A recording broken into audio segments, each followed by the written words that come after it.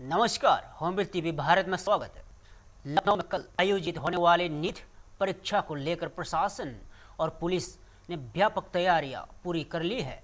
शहर में 75 परीक्षा केंद्र बनाए गए हैं, जहां 35,000 से अधिक अभ्यर्थी परीक्षा में शामिल होंगे। नीट परीक्षा दोपहर 2 बजे से शाम 5:20 तक आयोजित की जाएगी और इसकी अवधि 3 घंटे 20 मिनट होगी।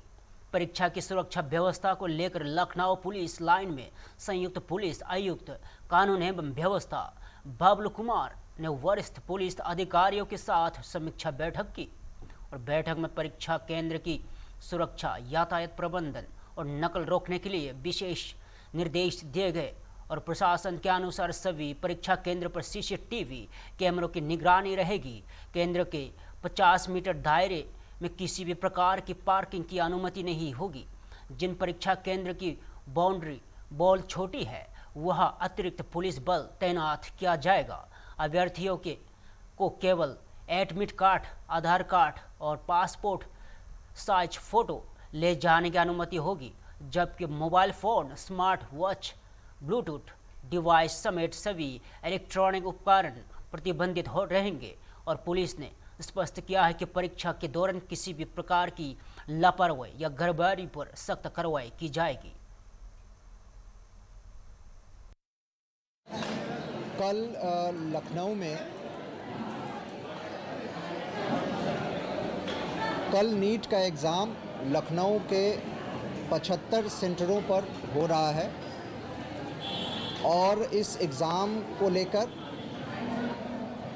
सीनियर ऑफिसर्स ने हम सभी लोगों की मीटिंग कर विस्तृत दिशा निर्देश दिए थे। लखनऊ में 75 जनपदों पर हम लोग व्यापक सुरक्षा व्यवस्था सुनिश्चित कर रहे हैं। 3 लेवल की सिक्योरिटीज़ लगाई गई है। प्रत्येक सेंटर के क्वेश्चन पेपर्स को ले जाने के लिए सीआरपीएफ के जवान और सिविल पुलिस की आर्म्ड पुलिस लगाई गई है। प्रत्येक सेंटर पर टीचर्स, स्टाफ और बच्चों के प्रवेश में चेकिंग फ्रिस्किंग के लिए पर्याप्त मात्रा में सब इंस्पेक्टर और इंस्पेक्टर के नेतृत्व में टीमें लगाई गई हैं, जो एचएचएमडी के साथ चेकिंग फ्रिस्किंग करेंगे और इनके सहयोग में एजेंसी के लोग भी रहेंगे। तीसरे स्तर पर प्रत्येक सेंटर पे सब इंस्पेक्टर और इंस्पेक्टर के नेतृत्व में लॉ एंड ऑर्डर सुनिश्चित कराने के लिए, भीड़ भाड़ कंट्रोल करने के लिए और बाहरी सुरक्षा को देखने के लिए पर्याप्त पुलिस बल लगाए गए हैं। इसके अतिरिक्त थाना प्रभारी और एसीपी अपने अपने क्षेत्र में भ्रमणशील होकर सभी सेंटर्स पर सुरक्षा व्यवस्था देखेंगे। इस एग्ज़ाम में बच्चों को, अभ्यर्थियों को अपने एडमिट कार्ड, आईडी कार्ड और फोटोग्राफ के अलावा कोई भी चीज़ ले जाने की अनुमति नहीं दी गई है। पेन पेंसिल भी अंदर ही उपलब्ध कराया जाएगा। हम लोग यह सुनिश्चित कर रहे हैं कि किसी भी तरह की कोई इलेक्ट्रॉनिक डिवाइस, गैजेट अंदर ना हो। इसके लिए हमने आज अपने सभी सब इंस्पेक्टर्स की ब्रीफिंग की है। अपने कांस्टेबल्स जिनकी चेकिंग फ्रिस्किंग में ड्यूटी लगी है, उनकी अभी ट्रेनिंग कराई जा रही है, ताकि किस किस डिटेलिंग में हम सभी की चेकिंग फ्रिस्किंग करें, उसको सुनिश्चित किया जाएगा। उत्तर प्रदेश के मुख्यमंत्री योगी आदित्यनाथ ने ललितपुर में करोड़ों रुपए की लागत वाली 221 विकास परियोजनाओं का उद्घाटन और शिलान्यास किया और तूवान मंदिर परिसर में आयोजित जनसभा को संबोधित करते हुए मुख्यमंत्री बुंदेलखंड में हुए विकास कार्यों और सरकार की उपलब्धियों का उल्लेख किया। और मुख्यमंत्री योगी आदित्यनाथ ने कहा है कि आज बुंदेलखंड में हर घर तक पेयजल पहुंचाने के लिए व्यापक स्तर पर काम किया जा रहा है और क्षेत्र तेजी से विकास के नए आयाम स्थापित कर रहा है। उन्होंने कहा है कि जो बुंदेलखंड सभी पिछड़ेपन की पहचान था, वह अब विकास का मॉडल बनकर उभर रहा है। अपने संबोधन में मुख्यमंत्री ने उत्तर प्रदेश में रक्षा क्षेत्र के बढ़ाने निवेश का भी जिक्र किया और उन्होंने कहा है कि राज्य में ब्रह्मोस मिसाइल का निर्माण हो रहा है, जो देश की रक्षा क्षमता को और मजबूत कर रहा है। और मुख्यमंत्री ने कहा है कि उत्तर प्रदेश के साथ साथ बुंदेलखंड का भी कायाकल्प हुआ है और अब यहाँ विकास की नई योजनाएं लगातार साकार हो रही है।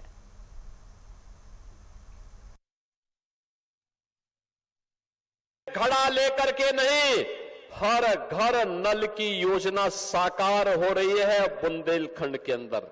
हर घर नल की योजना, शुद्ध पेयजल उनके घर तक पहुंचाने का काम हो रहा है। तो बुंदेलखंड अब एक मॉडल बन रहा है। बुंदेलखंड एक्सप्रेसवे और उत्तर प्रदेश का सबसे बड़ा इंडस्ट्रियल सिटी यानी औद्योगिक शहर अगर हम कहीं बसाने जा रहे हैं तो वह भी बुंदेलखंड में बसाने जा रहे हैं, बुंदेलखंड के अंदर। मैंने पिछली बार कहा था कि पहले हमारा यहां बुंदेलखंड का युवा प्लान करता था। माता और बहनों की पूरी जिंदगी पानी ढोने में व्यतीत हो जाता था। वो बेचारी मिट्टी के घड़े में पानी ढोते ढोते पूरा जीवन व्यतीत कर लेती थी और कभी दुर्भाग्य से कोई ठोकर लग करके मिट्टी का घड़ा फूट जाता था, वो अपनी किस्मत के लिए रोती थी। यही बुंदेलखंड की त्रासदी थी। ऐसा नहीं कि आपके पास जल संसाधन न रहा हो, ऐसा नहीं कि आपके पूर्वजों की मेहनत से बुंदेलखंड को सजाया और संवारा न हो, लेकिन पिछली सरकारों के निकम्मेपन के कारण, माफिया वृत्ति के नाते बुंदेलखंड पिछड़ा था। नौजवान पलायन कर रहा था,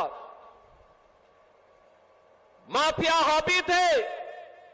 हर जिले में कोई न कोई माफिया नौजवानों की नौकरी पे डकैती डालता था, विकास की योजनाओं पर जबरदस्ती अपने गुंडों को बिठा करके जनता के हक को छीनने का कार्य करता था और बुंदेलखंड अपने आप को ठगा हुआ महसूस करता था।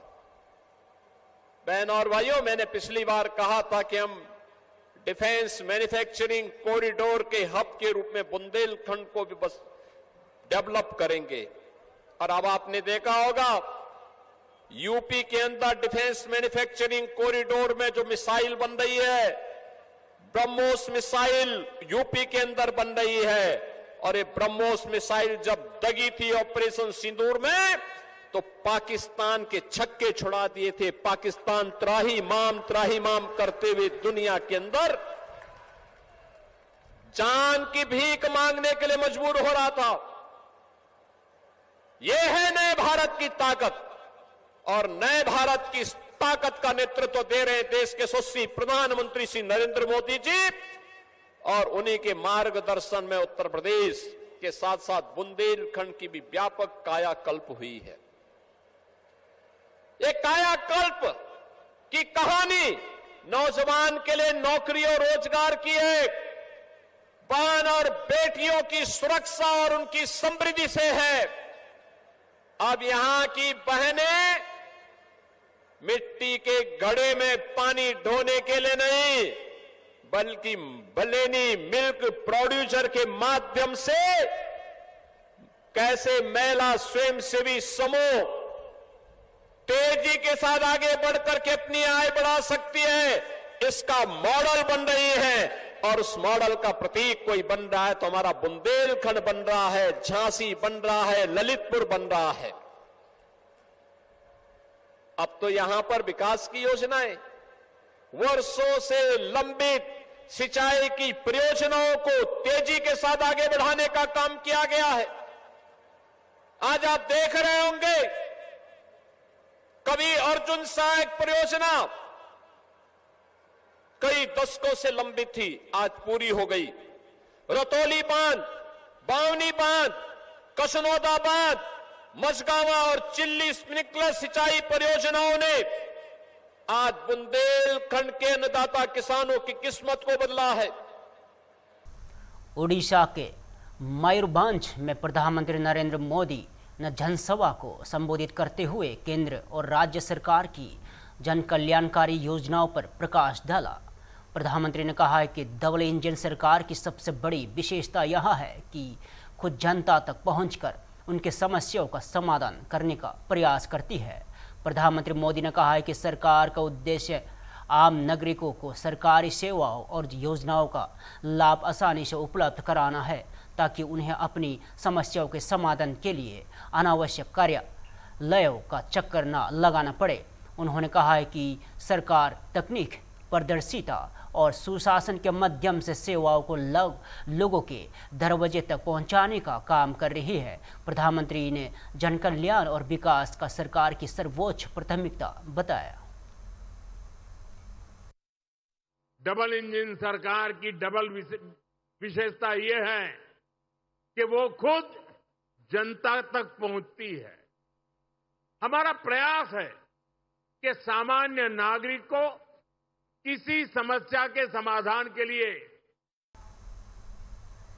महाराष्ट्र के कोल्हापुर में केंद्रीय गृह मंत्री अमित शाह ने केंद्र सरकार के 12 वर्षों के कार्यकाल की उपलब्धियों का उल्लेख करते हुए प्रधानमंत्री नरेंद्र मोदी के नेतृत्व की सराहना की। उन्होंने कहा कि वर्ष 2014 के बाद देश में कई ऐसे कार्य पूरे हुए हैं जिन्हें पहले असंभव माना जाता था। अमित शाह ने कहा है कि प्रधानमंत्री मोदी के नेतृत्व में अयोध्या में भगवान श्री राम का भव्य मंदिर निर्माण हुआ है। साथ ही काशी विश्वनाथ धाम कॉरिडोर और केदारनाथ और बद्रीनाथ धाम के पुनर्विकास के जैसे महत्वपूर्ण धार्मिक और सांस्कृतिक परियोजनाओं को भी गति मिली है। उन्होंने कहा है कि सरकार देश की सांस्कृतिक विरासत के संरक्षण और विकास के लिए लगातार कार्य कर रही है। गृह मंत्री ने इससे भारत की आध्यात्मिक और सांस्कृतिक पहचान को सशक्त बनाने की दिशा में महत्वपूर्ण कदम बताया।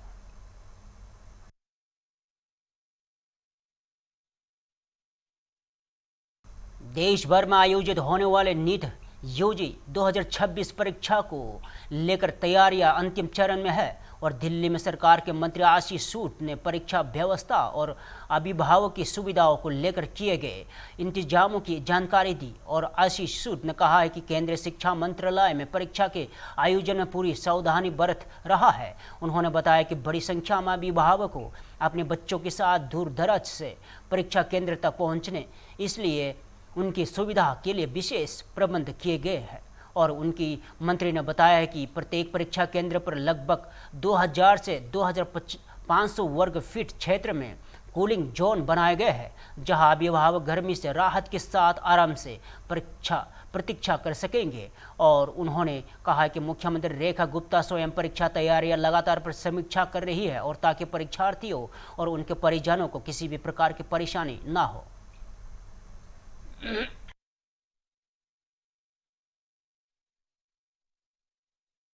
पश्चिम बंगाल की राजनीति में एक बार फिर हलचल तेज हो गई है। कोलकाता में केंद्रीय मंत्री सुकंता मजूमदार ने दल बदल कानून और तृणमूल कांग्रेस जैसे जोड़े राजनीतिक घटनाक्रम पर प्रतिक्रिया दी है। सुकंता जमुनदार ने कहा है कि यदि किसी दल को 2/3 से अधिक सदस्य किसी अन्य दल में शामिल होते हैं या अलग समूह बनाते हैं तो उन पर दल बदल कानून लागू नहीं होता। उन्होंने दावा किया है कि टीएमसी के सांसद एक नए राजनीतिक समूह के साथ जुड़े हैं और जो एनडीए का समर्थन करता है। साथ ही उन्होंने कहा है कि यदि किसी पक्ष को आपत्ति है तो वहां न्यायालय का दरवाजा खटखटा कर सकता है। और वही टीएमसी के बैंक खातों के कथित फ्रीज होने का मुद्दे पर केंद्रीय मंत्री ने कहा है कि मामला जांच के दायरे में है और पुलिस इसकी जांच कर रही है। उन्होंने कहा है कि जांच पूरी होने के पहले ही किसी भी निष्कर्ष पर पहुंचना उचित नहीं होगा।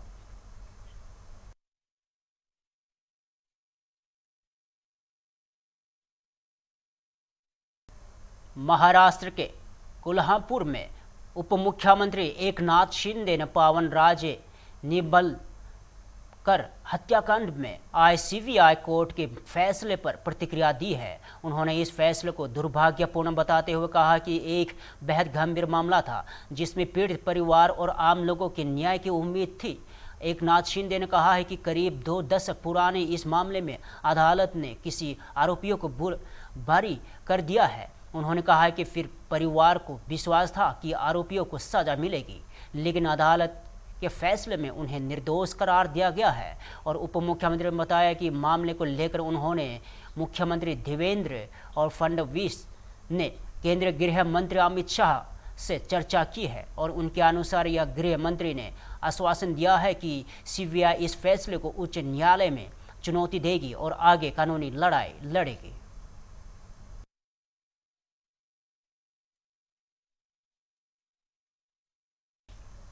महाराष्ट्र के नागपुर में नीट यूजी री एग्जाम को लेकर एक अभ्यर्थी के परिवार ने परीक्षा केंद्र आवंटन को लेकर चिंता जताई है। परिवार का दावा है कि 21 जून को होने वाले परीक्षा के लिए जारी एडमिट कार्ड में परीक्षा केंद्र अबू धाबी के एक स्कूल को दिखाया गया था। अभ्यर्थी अब्दुल्ला मोहम्मद ताबिल के पिता मोहम्मद ताबिल के अनुसार एडमिट कार्ड डाउनलोड करने के बाद उन्होंने संबंधित हेल्पलाइन से संपर्क किया और शिकायत दर्ज कराने के बाद उन्हें आश्वासन दिया गया कि नया एडमिट कार्ड जारी किया जाएगा। परिवार की मांग है कि अभ्यर्थी को नागपुर में ही परीक्षा केंद्र आवंटित किया जाए क्योंकि दूसरे जिले में जाने के लिए पर्याप्त समय नहीं है। और परिजनों का कहना है कि इस घटनाक्रम से छात्र मानसिक रूप से काफ़ी परेशान हो गया है। और उन्होंने बताया कि छात्र के पास पासपोर्ट भी नहीं है और वहां परीक्षा को लेकर तनाव में है। और आप सभी नज़रें संशोधित एडमिट कार्ड और परीक्षा प्राधिकरण के अगले कदम पर टिकी है।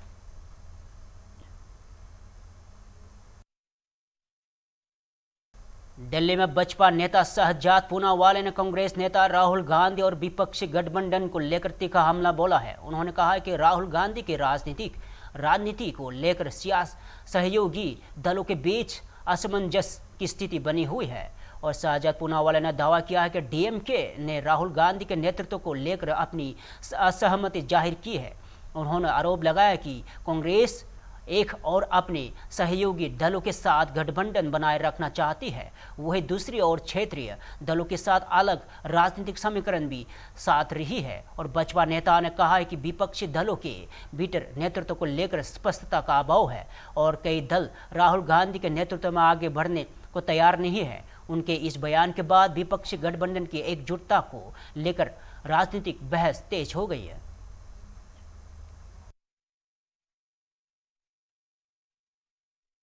मुंबई में केंद्रीय मंत्री पीयूष गोयल ने प्रधानमंत्री नरेंद्र मोदी के नेतृत्व में केंद्र सरकार के 12 वर्षों के कार्यकाल को विकास, जन कल्याण और वैश्विक प्रतिष्ठा का दौर बताया। उन्होंने कहा कि यह केवल आंकड़ों की कहानी नहीं बल्कि देश के करोड़ों नागरिकों द्वारा महसूस किया गया बदलाव है। और पीयूष गोयल ने कहा है कि प्रधानमंत्री मोदी के अपने कार्यकाल में राष्ट्र प्रथम के मंत्र को सर्वोच्च प्राथमिकता दी गई है और यह सुनिश्चित किया गया है कि सरकारी योजनाओं का लाभ समाज के अंतिम व्यक्ति तक पहुंचे।